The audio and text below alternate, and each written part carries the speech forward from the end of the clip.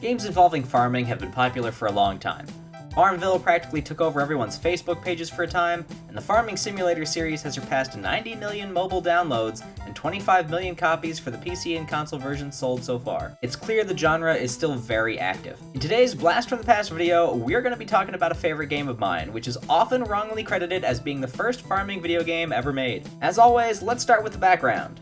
Once upon a time, a guy by the name of Will Wright headed up a company called Maxis, one of the most influential companies of my childhood.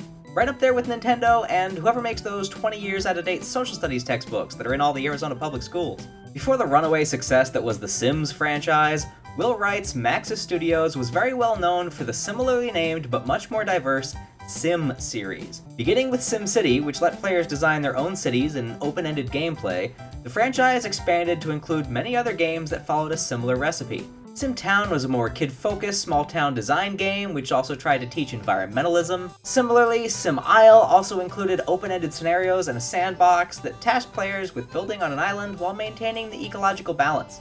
There were even 2 attempts at SimGolf, which, you guessed it, let players design golf courses. Some of these were hits, others not so much. One of the games that often gets forgotten about is SimFarm.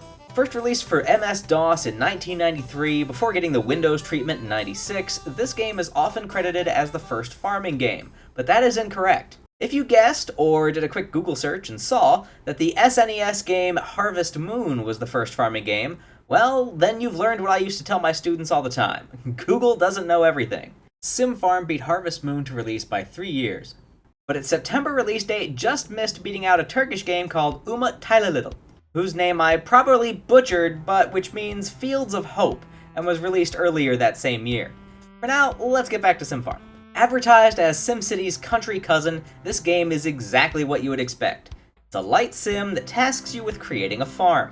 The simplicity is both the beauty and the curse of SimFarm. In an interview with Game Informer, Will Wright discussed the difficulties of developing a game like SimFarm, saying, quote, "I always try to get my inspiration from outside the game industry. The stuff I try to work on is much deeper in reality, or in some aspect of reality, where you try to take reality and turn it into a toy."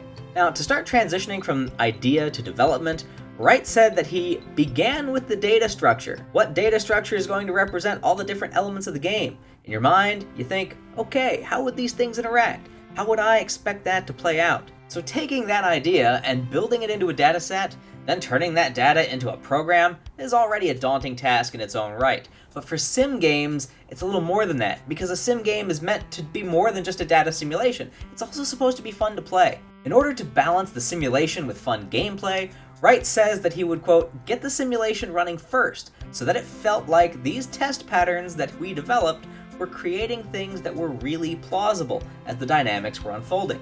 Then you would get into what restrictions we're going to put on the player to make this fun to interact with for the player. And also, how we balance those things. If you have 20 elements in a game, you want to have those things roughly balanced so that any one of those things can become a major problem that the player can encounter." Unfortunately, this is where most people feel that SimFarm missed the mark. The gameplay just didn't deliver the fun along with the simulation. For gameplay, let's get started with what the game does right. The North American landscapes that are provided offer different challenges with different climates and soils that are suited for different crops. You can also set custom maps with different climate and water features. The crops themselves are a wide selection with many different needs and growing seasons. Some are more valuable than others, but also more volatile or harder to grow. You start the game by setting up your fields, buying the machinery and tractors needed to plow, seed, spray, and harvest them, then building a road and irrigation infrastructure to support all of this. You can also farm livestock as well. Horses, sheep, cattle, and pigs are the options there. Since each crop needs different amounts of water and is more or less susceptible to the pests, fungi, and weeds present in the world, you'll have to adjust irrigation levels and spray your fields with chemicals from time to time.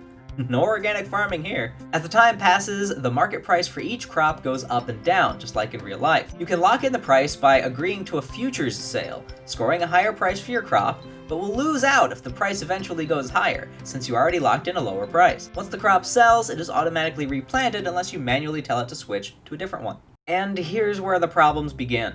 Since there's no penalty for failing to deliver on the fully agreed upon quantity or quality of items sold in futures, it's very easy to milk large sums of money fast. Yes, if you deliver a bad crop, you get proportionally less money, but there's no penalty assessed on top of it. Furthermore, the controls for the feature are so difficult and unintuitive that I played the game for over a decade not even knowing it existed.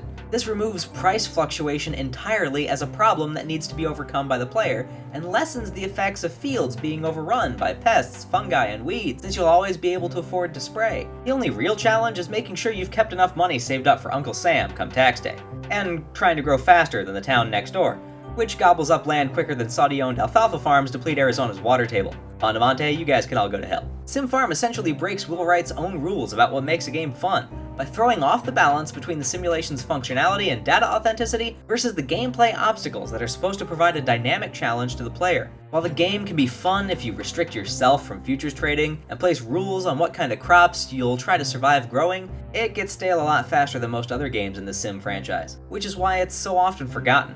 At its release, the reception was mixed. Computer gaming world liked the accuracy of the data and the learning curve, but PC Games magazine recognized immediately the problem that I pointed out before. It's just a very monotonous game after you know what it is and how it all works. After all, the heart of the game is basically just waiting for plants to grow. Other reviews that aren't retrospectives are hard to find, but even at its peak, SimFarm was a game that just didn't make as big a splash as other entries in the series. Today, the game is downloadable as abandonware in several places, or even as a browser-based game, so it can still be played if you're looking for nostalgia. If you've played other farming games, please comment below about which ones are your favorite and why, especially if you've played SimFarm and can compare them. Please remember to help us out with a like and subscribe as well if you enjoyed the content, and we'll see you next time.